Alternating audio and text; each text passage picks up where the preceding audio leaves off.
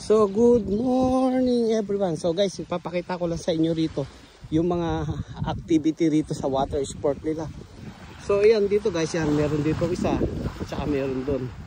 So ayan guys, pwede kang umahon dyan tapos tumbling ka sa tubig. So ayan guys, ay pag-aari ng hotel ito ng Seafire. Ayan. Ayun doon guys, oh. Doon guys, restaurant, kain kaya tayo, punta tayo. So medyo mahal ang food dyan guys. Yan ang restaurant dito sa Seafire guys. Kung pumasok ka dyan, punta ka rito, pwede ka kumain dyan. Gusto ko naman dito ka na mag-walk sa beach, punta ka dyan. Napakaganda rito guys. So pakikita ko sa inyo to. Dati nung pumunta ako rito guys, yan lang, yan pa lang ang available nila. Saka itong mga upuan na to, mga bench chair. Ngayon guys, ganito na rin sila. Napakaganda guys, oh. Diba? Beautiful morning in Grand Cayman. Ayan. Napakaganda rito ito guys, oh. Kakain ka, punta ka dyan. Kaso lang guys, maraming ibon. Tapos tabing-dagat ka. Diba?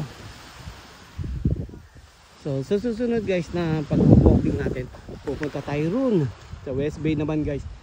So medyo malayo-layo.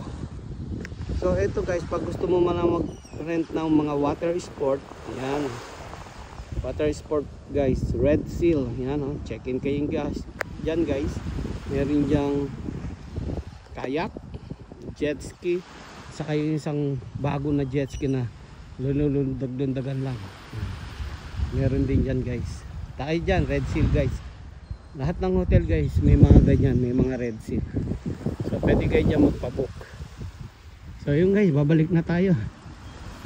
Inigal na tayo guys. So yun lang pinakita ko sa inyo ngayon guys. Yung mga activity dito sa Grand Cayman Island, no?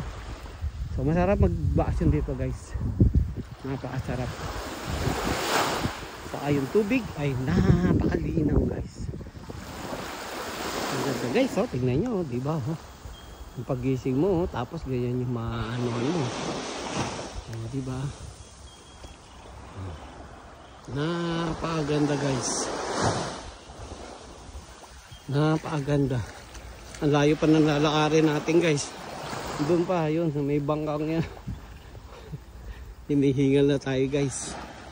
So yun na lang muna guys, no? Sa susunod na lang ulit tayo pag holiday ulit. Sa Lunes holiday, maglalakad ulit tayo, magagala tayo. So yun na lang guys, bye bye, see you next time.